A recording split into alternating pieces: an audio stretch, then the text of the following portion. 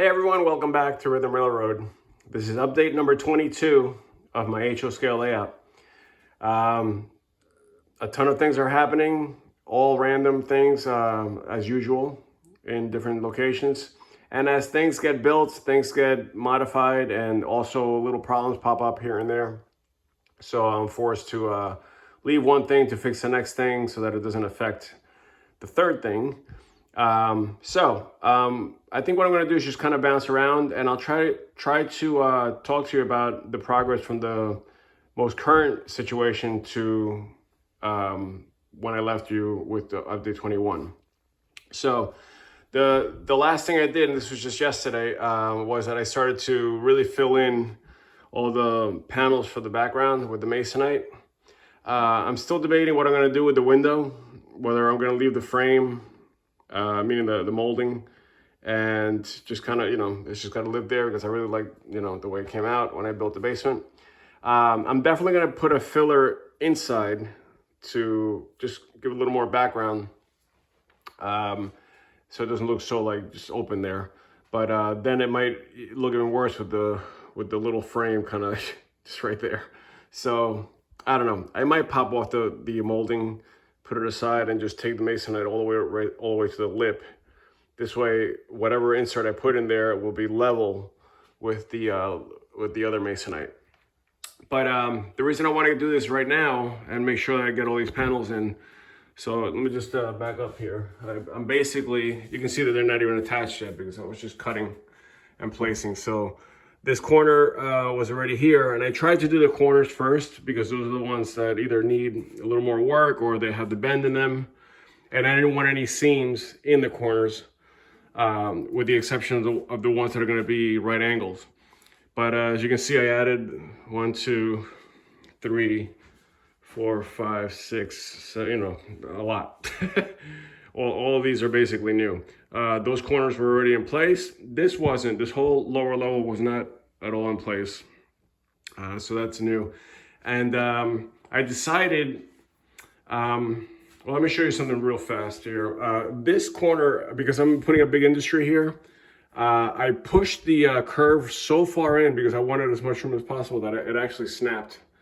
And I think I might have shown that in a previous video. But I think what I'm going to do here is just make it a right angle and just put a very tall building for the industry that's going to sit here. Either way, it's going to be a large industry, so I'm assuming it's going to have a large structure here.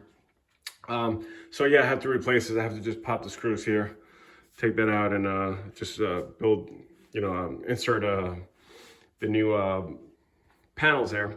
Or I might even, since it's a big building that's going to sit here, will probably go all the way to the top of the benchwork here. I might just cut it and push it against the wall, and then just mask it with plaster and with the building that's going to go there anyway. I'll see. But anyways, the bottom, I definitely wanted to do right angles here because I need the room at either corner.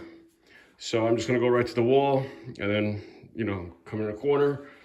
And like I said, this area here is Schenectady. And I've mentioned this in previous videos that Schenectady is going to be a very industrial area, which it kind of is. So I'm planning on putting a lot of things, maybe taller buildings, like office buildings or a bank or something back there. Or even another industry coming off of this line here that'll sit higher, maybe curve around a little bit. So again, I'm not worried about the right angles back here. This is going to be a yard that's going to kind of sneak under there, as you can see. And then I'm going to have large structures here, maybe buildings also there. And the backgrounds are going to be very city-ish, or at least, with some buildings in the background. So it looks more like a developed area here rather than like, a rural area or some kind of urban area. Yeah, that's what I've been doing, going back to the progress here. I will be screwing them in as soon as I place them, and it should look much better. But so now let me go to the next step. So rewinding a little bit, I decided to modify this track coming off the, so this is a double main that's going to go over the CP line. So this is CSX going over like it is in Schenectady. But I was going to bring it back down again slowly and then just kind of, ride it out. This was going to be just industries here before. All of this was just going to be industries. But my buddy was here probably last week or so, and we were talking about the layout and whatever, and I mentioned that this was going to be the yard here. Sorry about the mess here, but this is going to be all yard that would curve around and end around here somewhere, and then there would be a facility here with a few maybe small industries. So I wanted to have all my locomotives kind of sitting in here with my fueling facility and my building and whatever, my repair facility, and then obviously all the tracks of the yard would be just this corner here, which it looks like it would be okay, but he was right, it might not be enough. So his suggestion was to somehow make it longer or make it more tracks. At first we thought about maybe doing like stub-in tracks here and then putting the locomotive facility somewhere else. But I think what I want to do is make it so that it's almost like Selkirk Yard, where there's almost like another section behind it, and there's a flyover anyway. So that's kind of cool that it landed there. I know it's supposed to be Schenectady, but whatever. So the idea is that the throat of the ladder for the yard kind of closes in here, and obviously comes out of that Homosote right there. So what I'm going to do, I think, is going to, as it opens up to the 5 tracks or so, I'm going to have a spur that goes this way, and this is going to be like a yard lead or some kind of like team track that's going to be a 3rd track. So it's going to be 2 main lines and then a 3rd track here that's going to bridge this and then open up into this extra space for storage here for more yard space. And it's just going to be 4 tracks that are going to keep going. I think this is plenty now. And obviously you would imagine that it would keep going past the wall, but we're just going to end it there, and I'm going to mask it probably with a bridge or something, in front of those buildings that I was talking about, some kind of like highway bridge or something. But then over here, I wanted to add wanted to kind of continue that team track where it breaks off and it's a little separated from that. And, I guess I could force some kind of like little industry here, but I don't think I want to. And then this is going to, curve around like this. And then here's where I would have some industries. So I'm not going to put a lot of them, but I want to make sure that it's like some kind of switching thing here so that it'll become more interesting for operations. So that's that. I decided to extend the yard by putting it on this side and adding a team track. Okay. Rewinding more. So now, because of that,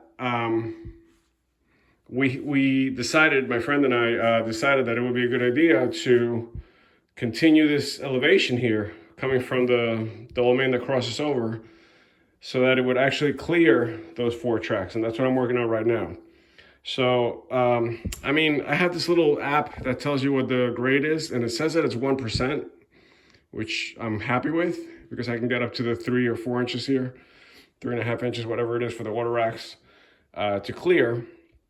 But then on the way down, I only have 8 feet here, basically, to get down to level again. And from what I understand, if 8 feet at 2% would be, 2% within an 8-foot stretch would give you a 4-inch rise. So I'm about at 4 inches here, maybe a little under.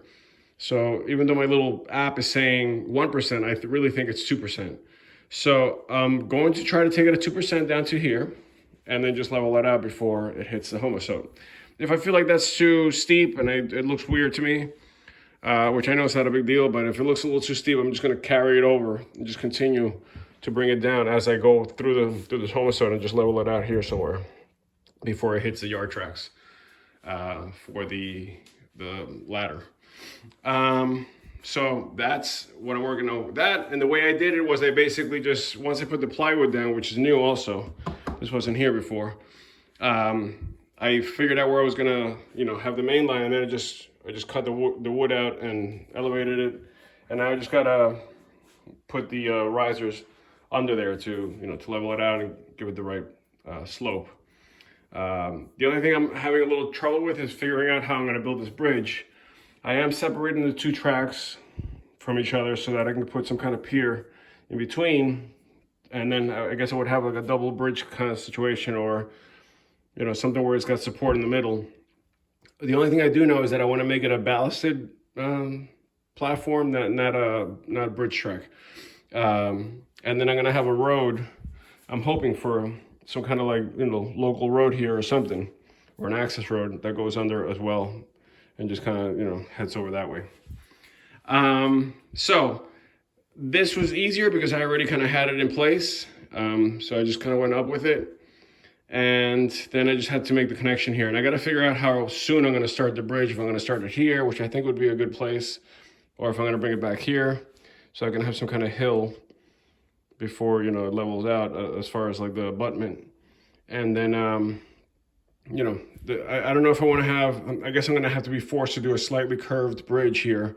So it looks like right now I'm going to have to scratch build the thing and just kind of put, maybe just buy side panels and place some, I can't go down, I have to go up with them. So I would have to, whatever platform with this side on and I put down, then I'd have to put the side panels up on either side, similar to this bridge that's going here.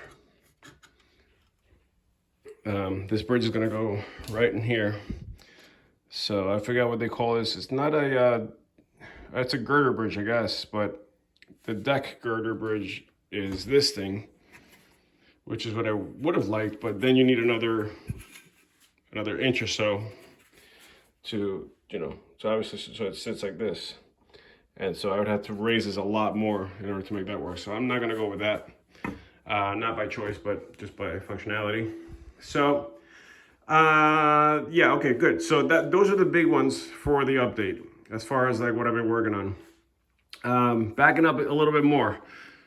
I picked up these push buttons, and I've been messing with them because I finally, after years and years of figuring out how to work these DS64s that, I was using it in a very simplistic kind of way, and I still kind of am. But the DS64s, the manual is very confusing as far as like how to hook up switches and how to hook up buttons. And my ideal situation was going to be able to control each turnout 3 different ways. Using the throttle with some kind of address, using JMRI with the dispatcher panel, or with a push button. So I finally figured out how to install the push buttons, and I made a video on that, so just check out that video. But basically now I could, if I don't have my JMRI hooked up, which I don't right now, I could just hit this and get the turnouts to move without having to fuss with setting everything up, or without having to actually enter an address, which can get annoying also after a while. You just hit it and done.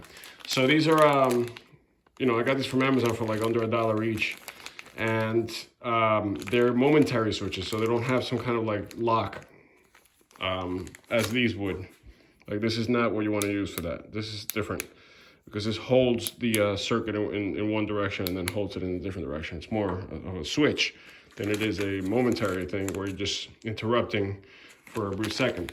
And the DS64 is set up for that. So the cool thing about having it hooked up to the DS64 and not to the Tortoise directly is that then, since you're talking to the DS64 can communicate through LocoNet with any device on the layout. So block detection, zoning, or the most important one, JMRI, so that I can see, where that turnout is actually situated.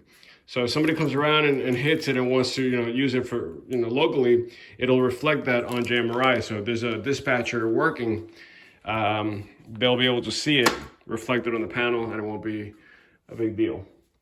What else? Okay, so moving along here. This is something that I actually found a few days ago, but I finally got around to doing it. You're gonna see all these clamps here and all this track work that I'm doing here. This is one of my first tracks that I ever installed. But I installed it in August, or it's in the summer months. And I wish I would have known this sooner than later, because now these little things are popping up here and there. But let me see if I can find a good example of what's happening. So look at this one here. You see how the rail is kinked right there? It's like completely, it's almost like somebody took it and compressed it, and it popped up, and then it just created, you know, it lifted the whole track up and created this stupid curve here, which I hate. I had 3 of these things pop up. This is one of them. So what I'm thinking happened is that since it was, you know, I have air conditioning down here and I have the humidifier going, but I guess unless it's like really perfect situation, the really perfect temperature control, or you know, whatever, the humidity control, whatever, it's going to tend to do that. And because I did it during the summer, everything was probably expanded at that point. So now that the weather changed, it looks like everything is starting to contract a little bit, and the vulnerable points like this, maybe there was a little too much pressure here, you know, just that it's got to release somewhere, so it released there. So what I was told by the same person that gave me all the advice, previous scenarios, is that some of the rail joiners should not be soldered, because you need a little space to kind of expand and contract when the weather changes. So I guess now it's too late, because I already, you know, I basically locked everything in with glue and soldering joiners and feeders, and everything's locked in. The good news is that I'm using a very strong glue. Like, this stuff is like bulletproof. So when it grabs, it really grabs. I went a little light on the glue there. That's why I think it popped. But either way, what I'm gonna start doing is, as these things pop up, I'm gonna start to create joints, especially when there's like a straight track where I don't solder those rail joiners, so that it can have a little movement in there. And that's what I did here. There was a kink right in here. You know, it usually happens in the curves, from what I can see. It popped up, it did that little S thing. And so what I did, either way, the cool thing is that I wanted to move the track forward a little bit, because when I first did this, I was trying to create as much room as possible here, so that if we have laundry coming down, that we're not, you know, I'm not encroaching. But, you know, for functionality here, I'm gonna have to kind of encroach a little bit. And anyways, I have other situations down there that I'm going to, it's gonna force me to bring everything in a little bit. But what I did is I had to add 2 more strips of Homosote to bring everything out a little bit. And then I just added a single strip of cork next to it, because it's really hard to pull that cork up once it's dry. And basically all that gave me was a platform to be able to move the whole track over. So now I have space between the wall and the edge of the Homosote, and there's going to be a little bit of scenery here. It's actually going to be like almost like a river or some kind of water. So it's going to be just a little hill here that's going to go down to water. So the scenery is going to come out to like around here, not very far at all. So yeah, this happened because I was putting these panels in, and I was like, well, now I don't have enough room, because I had this thing like kissing the wall. It was like super tight to the wall, and I didn't have any locomotives or cars rubbing up against the wall. But you know, with this, it adds another, you know, 1/8 of an inch or whatever, or even a 1/4 inch. So I'm glad I did this, because either way, that kink forced me to cut the track. So what I did is I just basically, I cleaned it up, I cut it, I added some, you know, some tracks so that I could create some kind of rail joiner space where I'm not going to solder it. And now all I got to do is just reconnect the feeders and make sure that there's feeders on either side of that loose rail joiner, so that in case, you know, the contact is lost from the rail joiner from being loose, that it'll continue to work. But yeah, so this came out pretty good. You know, I was a little bit upset that originally, you know, I set my home so that it would create this nice curve and it would be a straight away, whatever. So, you know, I got to just modify it a little bit. I might have to cut the cork so that the slope of the ballast is like, you know, a little bit better, but it's not a big deal. And I had already set my turnouts with a little bit of an angle toward the wall because I knew I wanted a straight line and then a slight, you know, curve against the wall here. But now I had to kind of, you know, fudge it a little bit and come out a little bit. So same thing with this turnout. I had it kind of set up so that it would be on an angle. It's actually a curved turnout so that it would curve toward the wall and then, you know, kind of come around. But so it's a little bit tighter now as far as like the S curve here, but it's not, like I said, it's not a big deal. And I feel more confident about the functionality of this now with this correction. Let's see how it ends up. I already tested the longest cars I have, those auto racks, and it seems to be, you know, you do see a little wiggle here, but it's not, they're not coming apart, they're not rubbing together, there's no like derailments, nothing. So I guess it's gonna be what it is. Okay, so that's the other part of the update. Another thing that I did was that I worked on my my staging, and I got this camera system from XVIM. It's like I literally put in to Amazon for the search. I put in cheap surveillance camera, and this popped up like right away. So there's one for $99 that you can get that gives you 4 cameras, but I have so many angles in my staging yard, as you can see here, that I needed more than 4. So I got the 8 camera one for like, it was like $170 or something like that. Totally worth it. It does not come with a hard drive. If you want to record, you have to open this box up and physically connect the hard drive and just throw it in there. But I don't need it to record. All I needed to do is just monitor things. The cool thing is that the software that's included in here lets you do all these different setups. So I have like a big screen with all the little screens around it. But you could do one where like, it keeps going from one screen to the next with the entire, monitor being filled. Or you can do one where it's just 4 and then it flips and it's 4 more, or all 8. So there's a lot of ways to customize this thing like you want it. The cameras aren't like awesome. They say that 1080p, but 1080p is all, it's relevant from what I see with these cheap products. But they do have the infrared light so that you can see at night. Actually, let me see if we can show you that real quick. So when I turn all the lights off, never mind. I have the layout lights on, so that's why they're still on. That was dumb. Okay, so yeah, anyways, this is really cool. It does come with a mouse. So if you want to see like this angle instead, you just double click it, or this angle instead. So I can actually follow the train around if I want to see what's going on in certain parts of the yard. But the other thing I did is I also added cameras to my Helix. I added 2, one facing in this direction, and you can see the other one right here, which will be facing in the opposite direction. If I could just find, here it is. There you go. So that's the one we were just looking at before. So that's cool because I can see the train coming in and then coming out, and then if something goes wrong in there, I just lost it again. If something goes wrong inside the Helix, I can catch it through the camera. And it's the other cool thing, this is just my personal thing, whether you're coming into the Helix from this mountain, so it comes in this way, there's gonna be a tunnel portal somewhere in here, and then it's gonna be lost for that one loop that's gotta make. But on the way, it's gotta come out on the other side of the room. So on the way, you're actually traveling this way, and this monitor is gonna be plopped up on this wall somewhere. So you can actually follow your train through here and then continue on, and it'll come out right here. So, and the same way the other way, you can, it'll come in this way.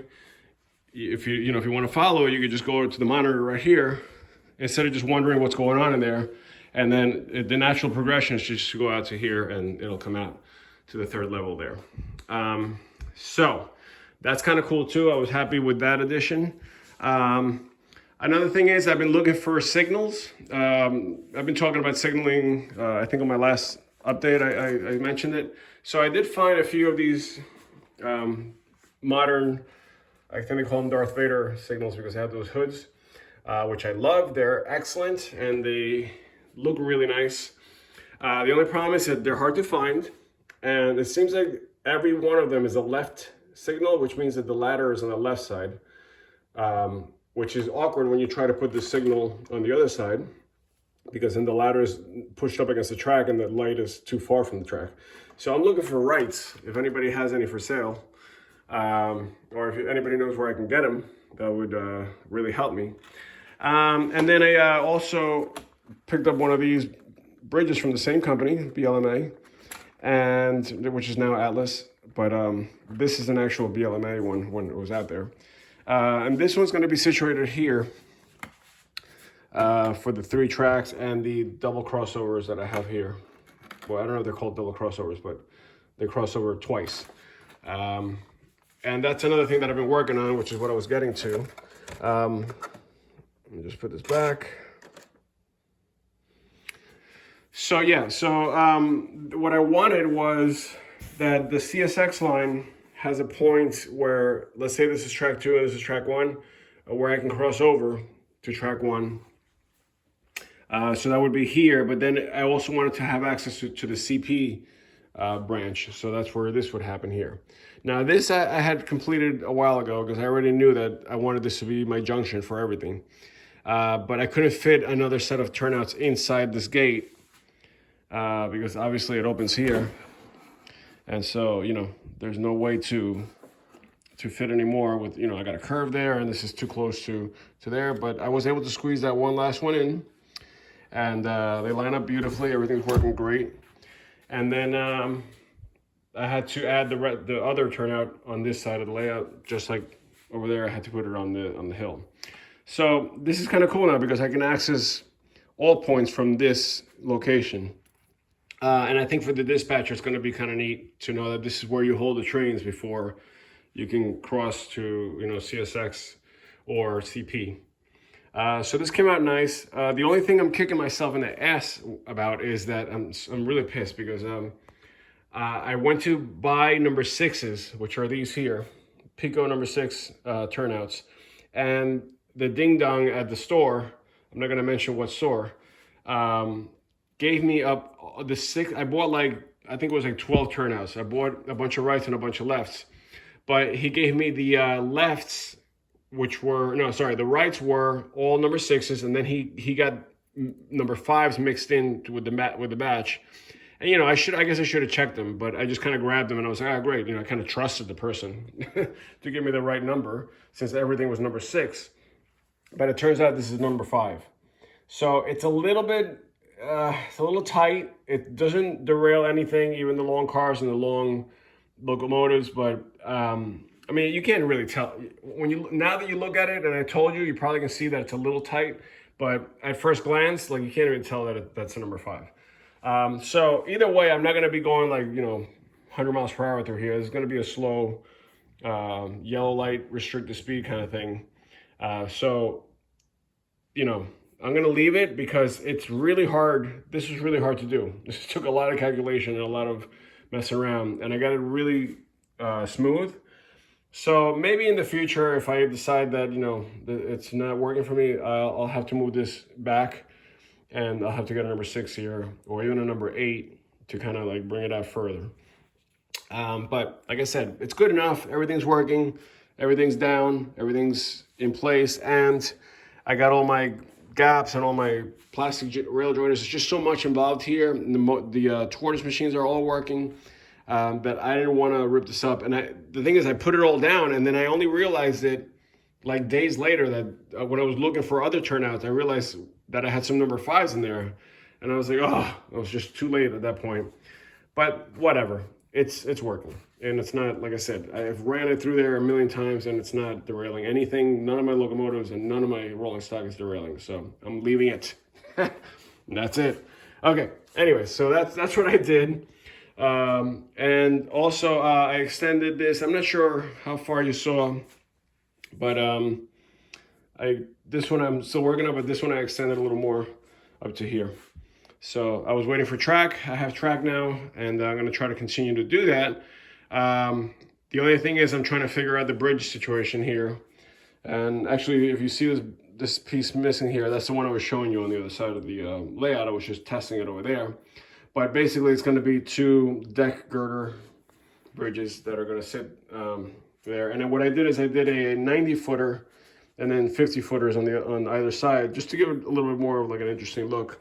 I did not realize when I first bought these that the 50-footers, which makes sense, are a little bit shallower than the 90-footers. So when I make my piers here, I'm gonna have to do it so that it's got 2 levels, similar to what I did here, where it's like two separate levels. I mean, this is going to be a very slight difference, or I might just put a bigger, whatever they call it, a shoe or whatever, to where the bridge sits on. So I'll figure it out. That's minimal. And then I bought plenty of bridge track, and it's going to sit on that. So I should have enough to cover all the bridge seams that I have.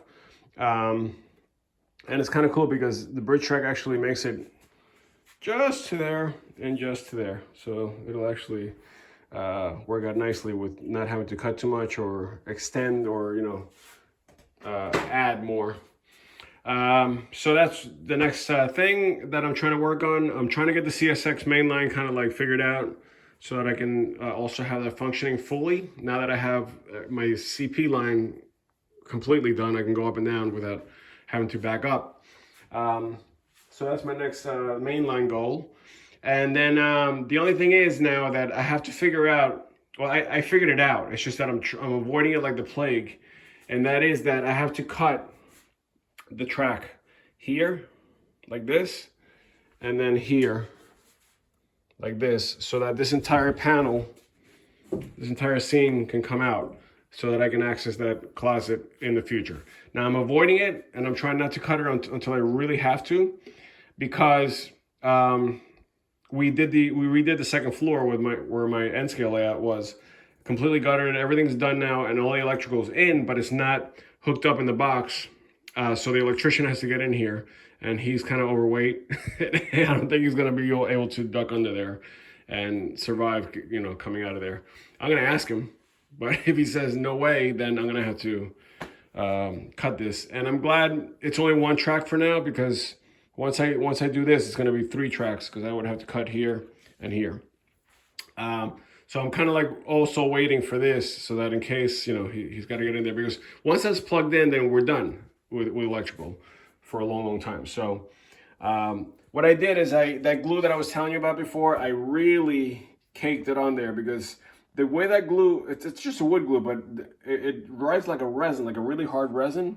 And man, I'll tell you, if you really filled up the gaps here, you can cut with a Dremel, and it'll act almost like as a tie, as like a giant tie, because that's all kind of like one plastic piece. Basically, it all kind of bonds together and it becomes one plastic piece, which is great for alignment, because you don't have the risk of the glue like popping and then the rails shifting.